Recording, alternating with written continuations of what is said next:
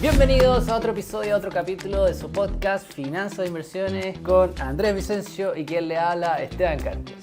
En el capítulo de hoy tenemos el preguntas y respuestas, Q&A, como le dicen los lolos, los jóvenes, de ustedes mismos, nuestros queridos auditores, así que vamos a tratar de responder. Hicimos una síntesis, por supuesto, porque nos llegaron muchas preguntas, pero no pudimos explayarnos todo, porque si no queda un capítulo muy largo, pero quizás en otra ocasión vamos a retomar esto. Pero, primero que todo, don Andrés, ¿cómo está usted el día de hoy? Hola Esteban, bien, aquí empezando la jornada, ¿cierto? Hay que decirle a nuestros auditores que hoy día es martes 12 de agosto, estamos grabando a las 8:30, un poquito pasado de la mañana, así que, no, empezando bien, una buena jornada, así que esperemos que bueno, hemos tenido en agosto mercados positivos, lo cual ha sido bueno. ¡Qué bueno! Siempre es menos estrés para los portfolio managers, que los mercados estén positivos. Sí, o los clientes hinchan menos, molestan menos. Claro, Oye, menos preguntas. Oye, Andrés, partamos con la noticia del día. Hoy día tuvimos datos de inflación de Estados Unidos. Sí, de hecho se ¿Cómo acaba de salió? publicar, por eso hice hincapié en la hora, ¿cierto? Se acaba de publicar el dato de inflación. Era un dato bien esperado, porque no sé si lo dijimos la vez pasada, en el capítulo pasado, pero la política monetaria americana, esto de bajar tasas de interés, ¿cierto?, en Estados Unidos, está, de alguna manera está como condicionada a este dato de inflación que aparecía hoy. Es cierto que la Reserva Federal tiene otro dato de inflación que mira, pero bueno, este es distinto porque este es de la canasta de consumo.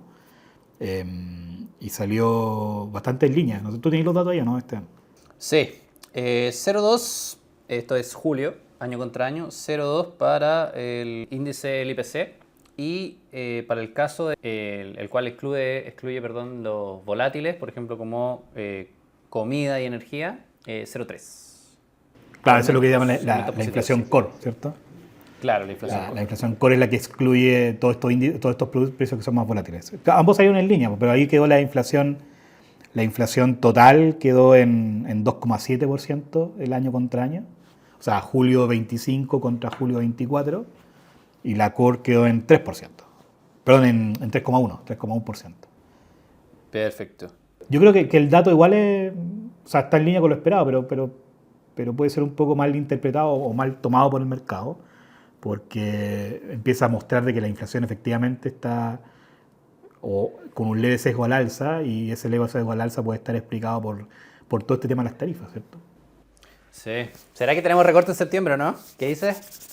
Yo creo que después este dato es medio dudoso, ¿no? No sé. Hay que ver ahora cómo se comporta el mercado y cuál es la probabilidad que baje, pero este dato le da la razón a Jerome Powell, ¿cierto?, el presidente de la Reserva Federal, de que efectivamente la inflación no está con una marcada tendencia a la baja, ¿cierto? Claro, si uno mira el largo plazo, desde, no sé, pues compara hace un año atrás hasta hoy día, claro, hay una tendencia a la baja, pero evidentemente tiene razón, parece, cuando dice que las tarifas y todo este tema que ha impulsado el gobierno Trump podría generar cierto sesgo inflacionario en el corto plazo. Sí, bueno, vamos a ir viendo cómo evoluciona eso, vamos a irlo comentando en otros capítulos más adelante, pero bueno, a lo que nos convoca, la primera pregunta del día de hoy. Don Andrés, un auditor nos hace la pregunta de cómo empezar a invertir. ¿Qué consejo le podría dar a usted? ¿Cómo empezar a invertir? Chuta, es una pregunta. Tiene varias respuestas. Es difícil. Claro, uno siempre parte con la respuesta de que hay que conocer el perfil de inversión y como lo más. Que obviamente es lo que hay que hacer, pero también de repente cuando uno no está cerca de las inversiones, o es primera vez que se enfrenta a un mercado, a un mercado financiero, son preguntas que quedan así como medio en el aire, es decir, marcando ocupado queda la gente, por decirlo de alguna manera. Yo creo que la mejor forma de comenzar a invertir es no quedarse en los extremos. Entonces, para mí, ¿cuáles son los extremos? O quedarse siempre en depósitos a plazo, o la plata en el banco, ¿cierto? Por mucho que ahora está estas opciones, por ejemplo, Mercado Pago, que tú dejas la plata y te va dando como intereses diarios. Bueno, y ¿Qué es varios un bancos money market? que es un money market, claro. Entonces, para mí ese extremo no es una forma de empezar a invertir, pero tampoco el otro extremo de comprar 2 o 3 acciones en Estados Unidos tampoco es una buena forma para empezar a invertir. O comprar Entonces, Sokimich, por ejemplo, en el caso de Chile. claro, o comprar solo Sokimich. Entonces, Yo creo que un poco lo que hemos conversado en los capítulos anteriores, ¿cierto? Siempre partir, ojalá de menos a más, ¿cierto? Sobre todo si uno no conoce nada, partir con algo conservador, con algo que ojalá sea diversificado y obviamente conociendo los riesgos que uno enfrenta, ¿cierto? Preguntándole a alguien por esos riesgos que uno enfrenta. Eso yo creo que sería como mi recomendación. No sé qué opináis tú de cómo empezar a invertir. Claro, como tú decís, las preguntas tradicionales que uno le hace a las personas que quieren empezar a invertir en caso de asesoría, por ejemplo, es, por ejemplo, ok, ¿qué perfil de riesgo tiene uno? Y ahí uno responde una serie de preguntas para tratar de entender más o menos cuál es el retorno al que tú vas a apuntar y cuál es la volatilidad y el riesgo que vas a asumir. Claro, y dentro de los extremos, como mencionabas tú, tenés los depósitos a plazo que tienen muy poco riesgo y tienen las acciones puntuales que al final están muy concentrados y son un altísimo riesgo. Por otro lado también tienes lo tradicional también que comentábamos en otros capítulos, el tema del plazo. O sea, no sacáis nada con invertir en acciones solamente si es que tú quieres retirar la plata en un mes o en 3 meses o en 6 meses, incluso un año. Porque puede justo haber un año malo donde cayó todo y después tenés que sacar la plata, pues entonces no cuadra eso. Y por el otro lado, es el caso de moneda. Si tú eres chileno, porque aún en el caso de chileno hay gente que no escucha de otro lado, pero si tú eres chileno, tú te mides en pesos y tus gastos también de repente también van a variar según la UEF, por ejemplo. Si tú tienes que pagar arriendos, por ejemplo, están indexados, que ya hablamos en un capítulo anterior con respecto a eso. Entonces, tú te vas a medir dentro de ese parámetro, en esa cancha. Entonces, hay que tener cuidado, por ejemplo, con tomar inversiones en euros o en otras monedas, porque al final el cambio al peso chileno en algunos periodos cortos de tiempo se puede desacoplar mucho y puede traer retornos negativos incluso. Entonces, Lo que tú mencionáis es súper importante porque el objetivo de inversión, o sea, si yo quiero invertir algo, tiene que estar, como tú dices, como tú bien dices, tiene que estar vinculado a en qué moneda está mi gasto, ¿cierto? Porque en algún momento la idea de invertir es para gastar, ¿cierto? Ya sea uno, bueno, yo conozco gente que ahorra para los hijos, pues, entonces para dejarle herencia a los hijos, bueno, cada o uno la tiene sus motivos. jubilación. Claro, cada uno tiene sus motivos especiales, pero independiente de cuál sea el objetivo, siempre ese ahorro se gasta en alguna moneda. Entonces, yo creo que es importante lo que tú mencionas, porque hay mucha gente que, sobre todo en jóvenes, y yo he escuchado y conozco algunos casos, que ahorran, por ejemplo, en acciones y no se dan cuenta o no consideran, yo creo que se dan cuenta, pero no lo meten bien en la juguera de la decisión de que son inversiones en acciones que están en dólares. Entonces, por tanto, tienen la volatilidad de la acción, del precio de la acción, por ejemplo, de Apple, más, como tú dices, la volatilidad de la moneda, ¿cierto? Y eso es algo que muchas veces no lo consideran. Totalmente, de hecho, hoy día hay mucha gente que está invertido en acciones americanas, por ejemplo, y el tipo de cambio está ya cerca de 1.000 pesos. O sea, si el tipo de cambio se diera vuelta, no sé, 100 pesos, y más, por más allá de que a las acciones les vaya bien, incluso eso se puede transformar en un retorno negativo, solamente por la variación del tipo de cambio. Entonces, pero eso es un riesgo que la gente generalmente no ve y uno que de repente no sabe, porque yo antes de entrar a trabajar no sabía. Tú no entendís por qué está rentando negativo. ¿Cachai? Y otra cosa adicional que yo le diría a esta persona que preguntó es ir probando un poco. O sea, generalmente, sí, bueno, ok, un camino es ir directamente, pues invertir, por ejemplo, en los fondos balanceados de Andrés o tomar una asesoría conmigo, por ejemplo, pero si tú quieres ir probando este cuento, por decirlo así, yo trataría de ir de a poco, porque, por ejemplo, para una persona que está acostumbrado a trabajar con inversiones en depósito a plazo, tú no lo vayas a hacer cambiar de un día para otro y decirle, oye, invierte en acciones. Es muy difícil, cuesta. Y hay un aprendizaje por medio. Y la persona igual tiene que procesar ciertas cosas. Como que hay muchos miedos entre medio. Pero por otro lado, la persona que, por ejemplo, ya está invirtiendo en acciones y se va al otro extremo, ojo con eso, porque de repente veo que hay gente que compra y vende en función de las noticias y se olvida un poquito de los fundamentos, los fundamentos macroeconómicos, toda esa teoría que revisan los analistas generalmente y que hay muy expuesto a que haya noticias negativas y no entender lo que está pasando y se te puede dar vuelta todo el panorama. Por mucho que, por ejemplo, las acciones tecnológicas hoy día estén andando bien, puede que el día de mañana no. Y nadie sabe cuándo eso puede ocurrir. Entonces, como que yo creo, y ahí entro a otro punto que es el tema de la diversificación. O sea, tratar de tener un portafolio que sea más o menos diversificado dentro ok, puede ser depósito a plazo, puede ser un poquito un activo inmobiliario, puede ser, por ejemplo, acciones, bonos. No sé qué opináis tú, Andrés. Sí, no, yo estoy de acuerdo con eso. Yo creo que hay que ir paso a paso, ¿cierto? Hoy me estaba acordando de algo que me pasó la semana pasada, a propósito de la inversión en acciones y no considerar el movimiento de la moneda.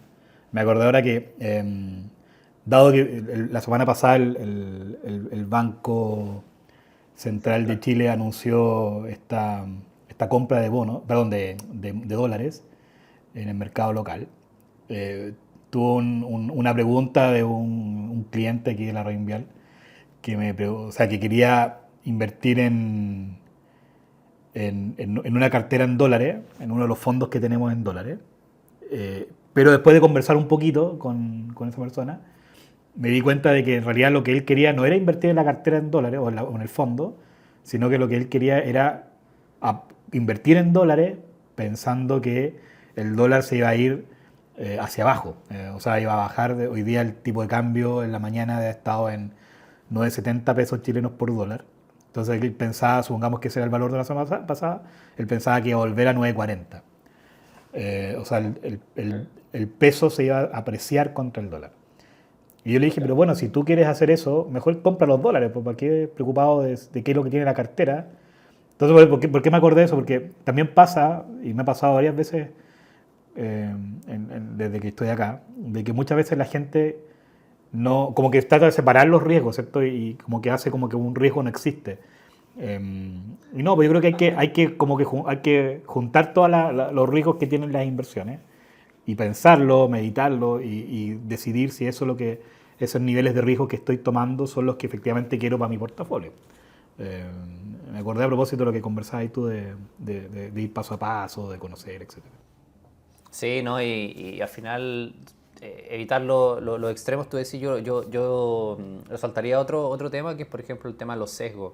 De repente, gente que no sabe mucho, tiene mucho miedo a invertir en un portafolio. Por ejemplo, los balanceados este año, incluso la FP, han dado súper bien. Y si tú te quedaste en depósito a plazo, o sea, te perdiste todo eso.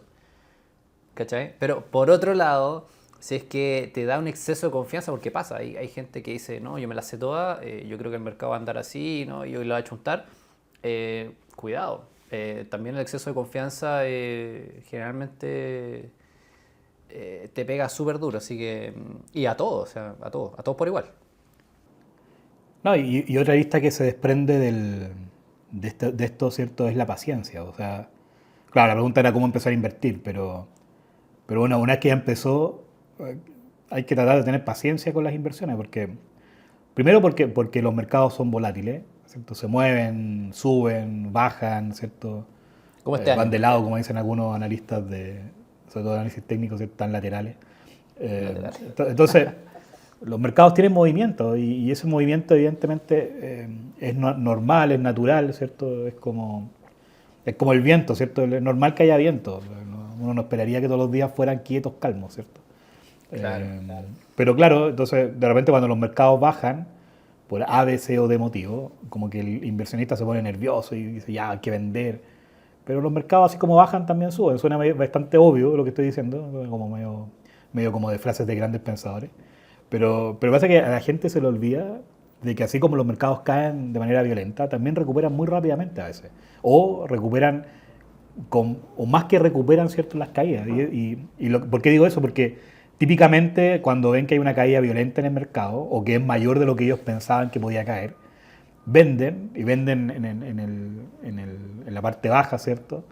Y después se pierden toda la subida. Y recuperar esos dineros en otro tipo de inversiones es complejo, ¿cierto? O sea, la pérdida de no haberse quedado ahí es bastante grande. Y yo te diría que al menos en mi experiencia, gran parte de los inversionistas pierden plata realmente cuando se apresuran en vender algo que los pone nerviosos. Eso te diría que es como Claro. yo diría que concentra la mayor cantidad de pérdidas de los inversionistas. Sí, pues ahí, es, como tú decías, al final es como un poco del market timing, tratar de achuntarle a cuándo salir, cuándo entrar. Dificilísimo, por no decir imposible. Bueno, sigamos con la siguiente pregunta. Un segundo. ¿En qué inviertes? ¿En acciones o en índices? Dale Andrés. No me digáis, no, yo invierto en la cuenta activa, po. Dale, juégatela con algo más, po. Tenéis más activos de inversión más allá de lo apadrinado que estáis ahí con tu producto, po. No, pero yo creo que a ver, pensando siempre en alguien que es relativamente temeroso a las pérdidas, ¿cierto? Porque obviamente siempre hay un caso distinto donde alguien que quiere apostar, ¿cierto? Hay mucha gente que cree que el mercado financiero es como ir al casino, ¿cierto? Y entonces hay que Para algunos lo apostarle es. a... ¿Ah? Para algunos lo es.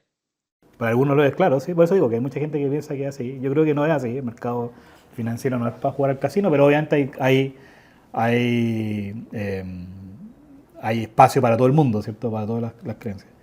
Pero pensando en alguien que es relativamente temeroso de las pérdidas, independiente del grado de miedo que tenga respecto a las pérdidas, yo creo que siempre es conveniente la diversificación, ¿cierto? Entonces, cuando uno invierte solamente en acciones, pues supongamos que quiero invertir en Chile, ya para no poner el caso de un fondo balanceado.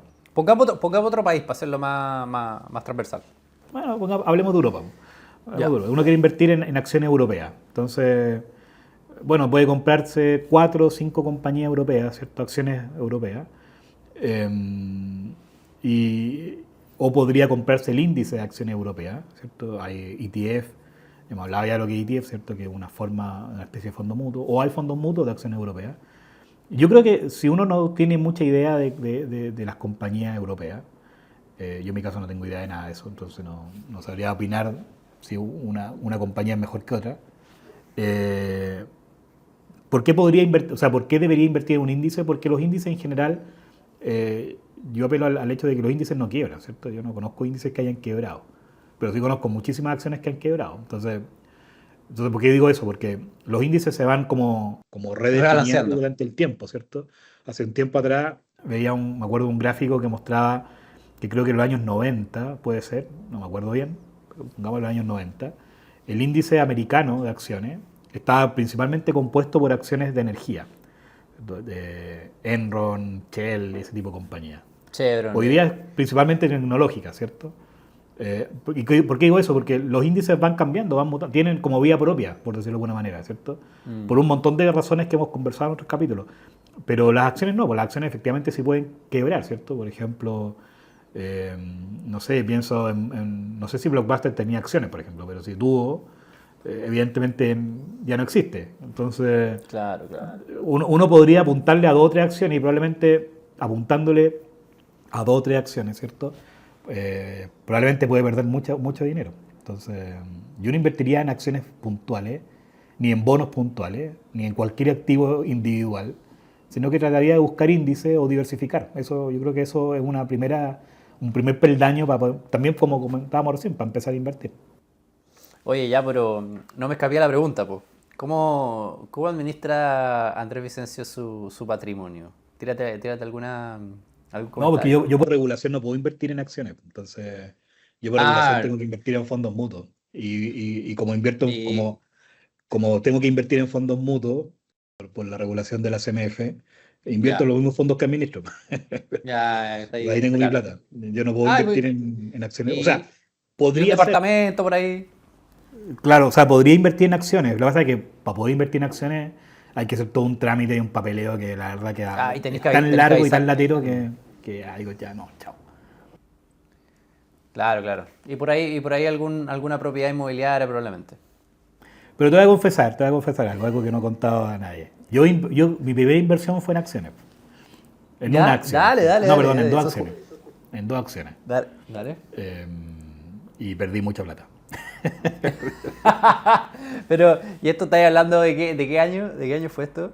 Todavía luego cuando empecé a invertir, pues, cuando empecé a invertir allá en el año, hace como 13 años, el 2011, 2000, no, perdón, 2010 por ahí, 2010, 2009, 2010, sí.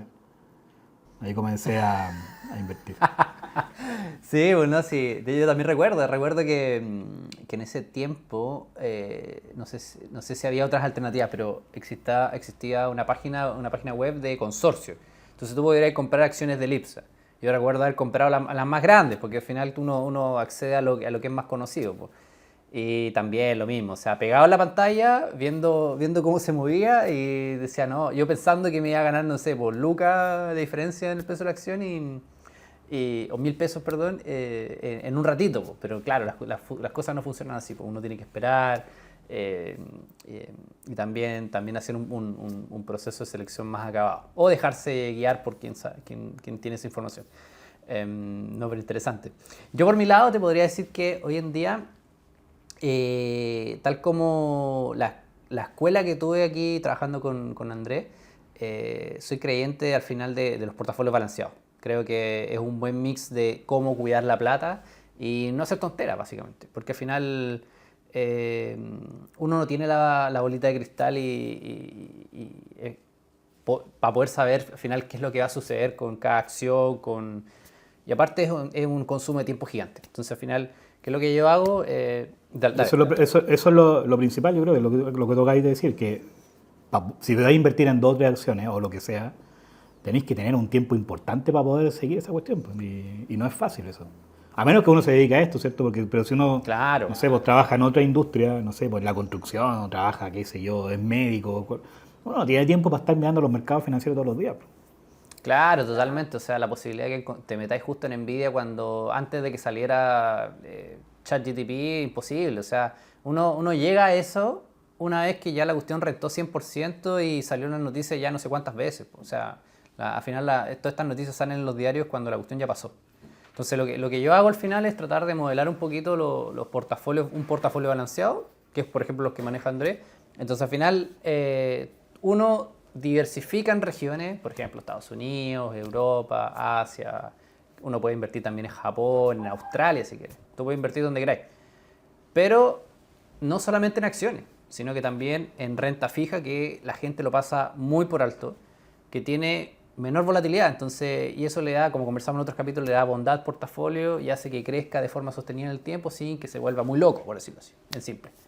Entonces, ¿por qué los ETF? Los ETF son una alternativa más económica, pero que tiene sus pros y sus contras. Yo creo que deberíamos hacer un capítulo de ahí explicando un poquito más en detalle. Pero acciones puntuales de la bolsa americana podría ser, por ejemplo.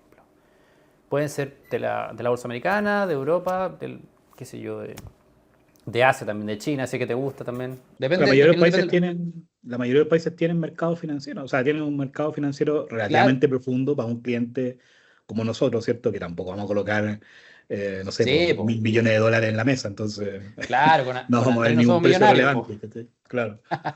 Sí, pues con Andrés no somos millonarios acá, entonces.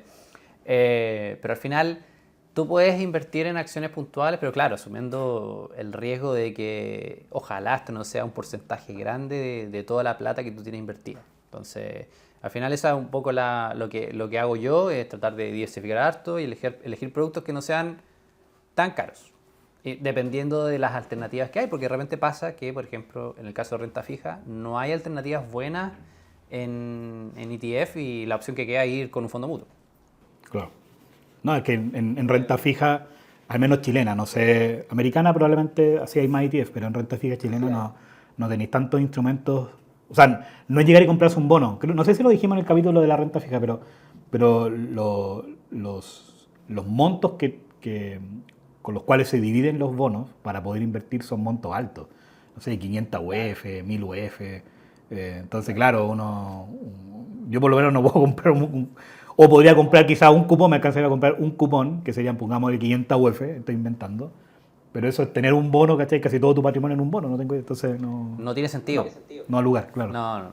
No, no. Hoy en día existen alternativas dentro de renta fija en ETF, incluso con acumulación de dividendos y todas esas cosas que probablemente vamos a explicar en capítulos más adelante, pero quédense con eso. Al final hay alternativas sin volverse loco y sin concentrarse excesivamente, por ejemplo, en acciones americanas y tecnológicas, que es lo que he visto mucho que la gente está haciendo. Está muy ahí dándole a esas acciones y han subido mucho de precio. Y incluso ha salido gente diciendo que ya en algún momento esa cuestión se va a convertir en una burbuja, etcétera, metiendo un poquito de miedo. Así que. Yo no Pero creo, no creo nada de eso, exactamente. sí, Ah, después lo podemos nosotros como que conversar, no. pero Sí, después lo podemos conversar, pero al final no encontramos que tenga tanto sentido en muchos de los casos. Ya, pues, sigamos. Sigamos. La siguiente. Ya, aquí un querido auditor nos dice: nunca sé cuándo una inversión se vende. Me enamoro de los activos y no los quiero o no los sé vender. ¿Qué le diría ahí, Andrés, a esta persona? eh, o sea, entendiendo por un activo, por ejemplo, una acción, el nombre de una acción, no tengo idea, Apple o Microsoft, qué sé yo. Eh, yo creo que sí, es muy común, yo conozco mucha gente, sobre todo inversionistas no profesionales, o sea, no gente que se dedica a administrar fondos mutuos, qué sé yo, que cometen el error de enamorarse de las inversiones. Bueno, también lo he visto en inversionistas profesionales, un poco menos, pero también lo he visto. Eh, que se tienden a enamorar de las compañías, decir, no, es que a mí me gusta Microsoft porque me encanta, qué sé yo, el sistema operativo o no sé, pues odio Apple, no sé cómo estoy inventando. Eh, pero eso no es una forma de invertir, pues la forma de invertir, algunas luces hemos dado, ¿cierto? En los capítulos anteriores, es considerando los niveles de tasa, considerando el contexto económico, considerando los potenciales de la compañía, etcétera, Precio etcétera. Entonces, relativo. precio relativo. Ahora, la respuesta a cuándo o qué variable, ¿cierto?, considerar para vender, chuta, eso no es fácil. ¿No? Hay varios if, ¿cierto?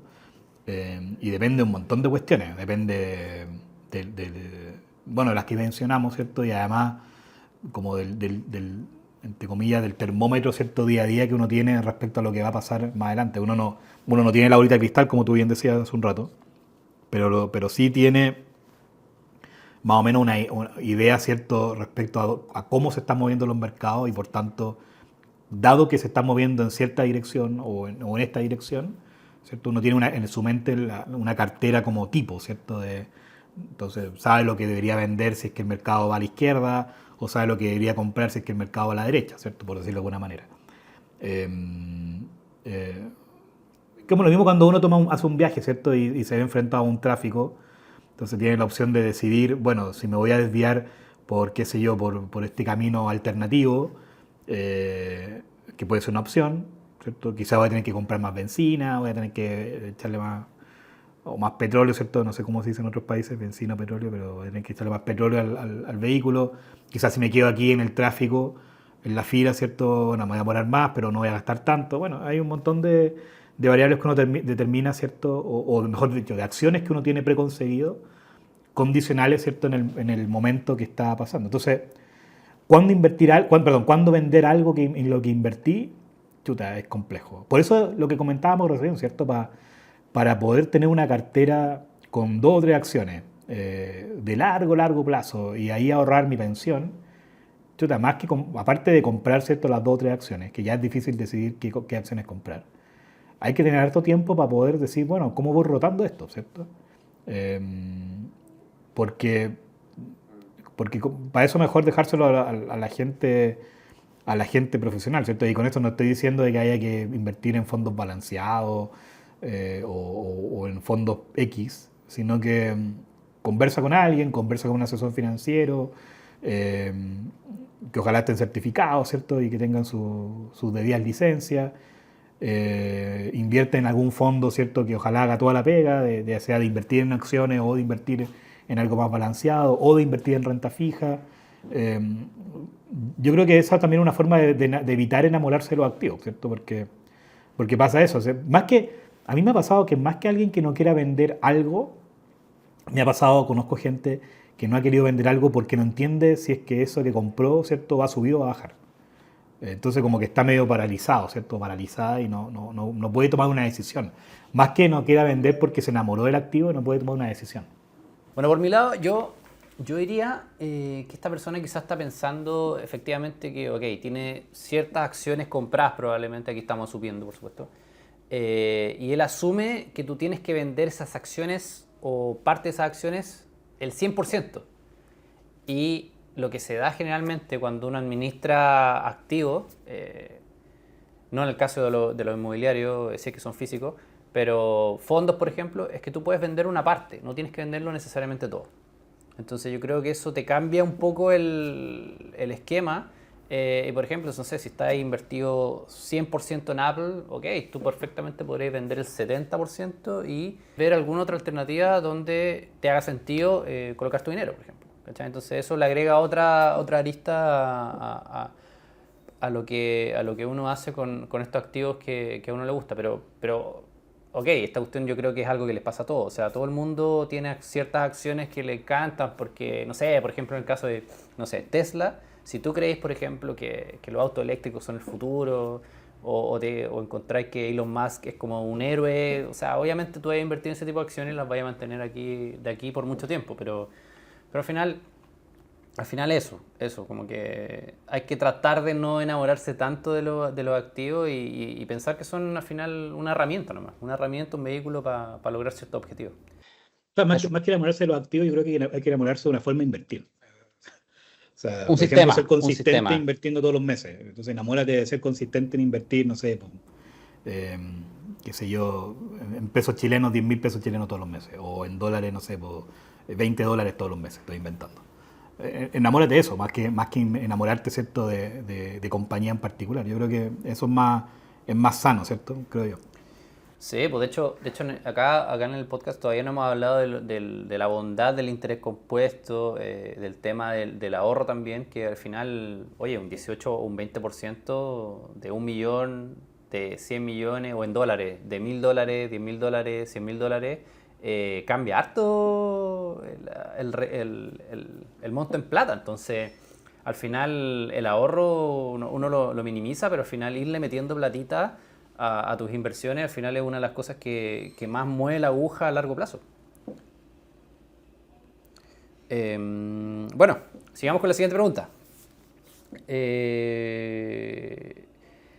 ¿Por qué el riesgo se mide con volatilidad? ¿Por qué no se mide de otra forma? Bueno, yo creo que hay un tema teórico ahí del por qué se mide con volatilidad, ¿cierto? No vamos a entrar obviamente en esos temas en este post,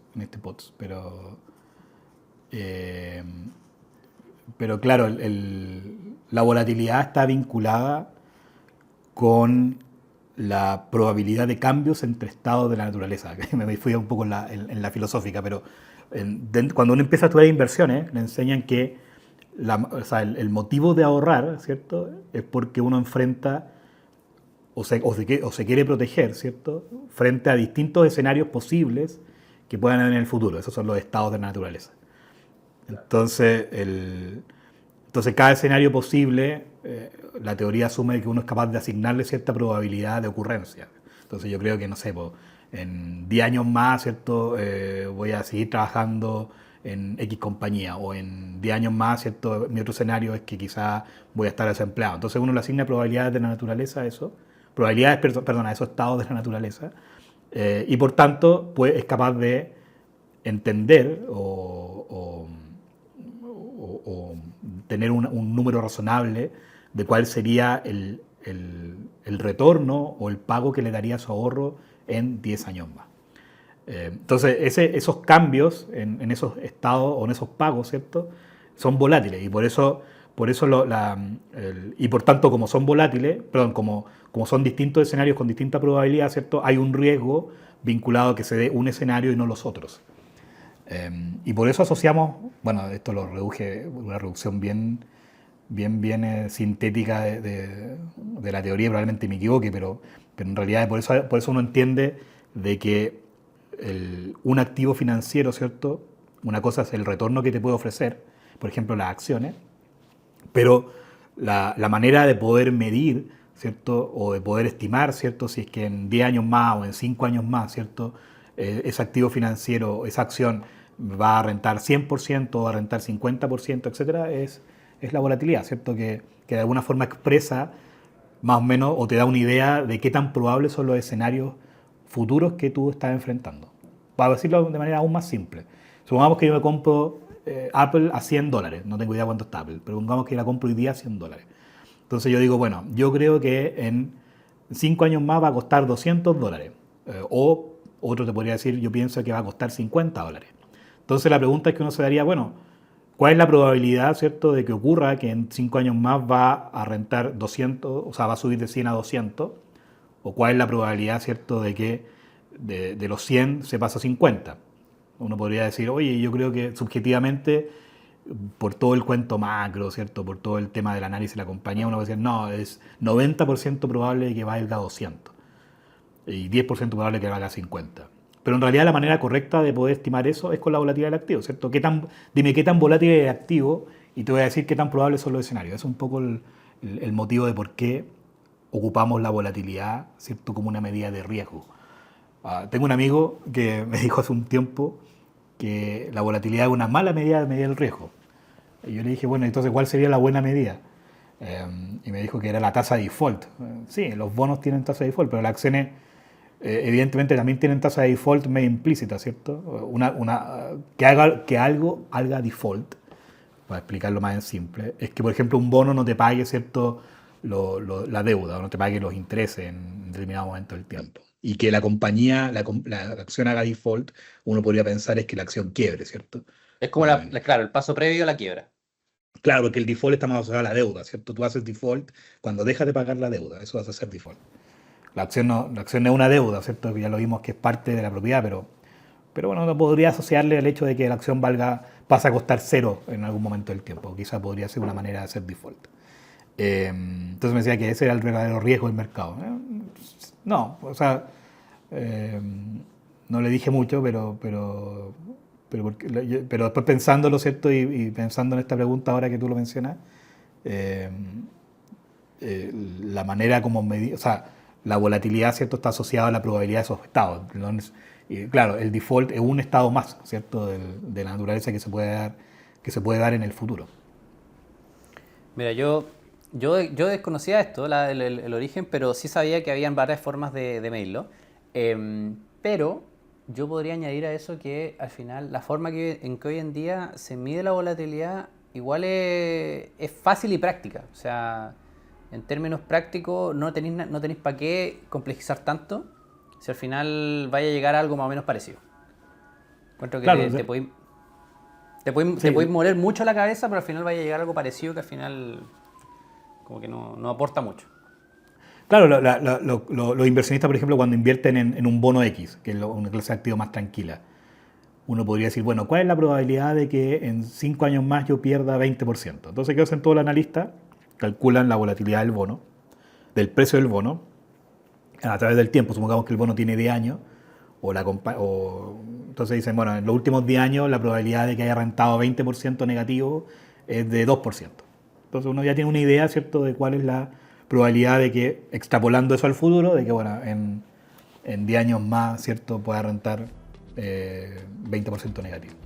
Y después uno decir, oye, esto es bastante inusual, ¿cierto? Si uno hace lo mismo para el Bitcoin, probablemente te va a dar que la probabilidad es 50, no sé, estoy inventando, no sé, no tengo idea, nunca lo he calculado, pero... Bueno, y eso ha sido el capítulo de hoy, espero que les haya gustado. Esperamos seguir haciendo más preguntas y respuestas de ustedes mismos, quienes nos hacen llegar todo esto, así que eso, po. ¿Algunas palabras de despedida, ¿no, Andrés? No, agradecer como siempre, bueno, pedir disculpas, no respondimos todas las preguntas y respuestas que nos llegaron, pero bueno, ya habrá tiempo para otro capítulo donde ¿cómo se llama? Donde podamos tocar más de estos cuestionamientos que nos hacen los clientes. Sí. Los auditores. Sí, totalmente. De hecho, también nos llegaron preguntas también que eran más complejas, pero tratamos de filtrar un poquito para hacerlo un poquito ameno a quienes están recién integrándose a todo este mundo y a los conceptos que son propios del mundo de inversiones. Así que eso. Nos estamos viendo la próxima semana. Ha sido un gusto. Eso. Muchas gracias. Gracias a todos. Dale. Que tengan buen día. Chao, chao.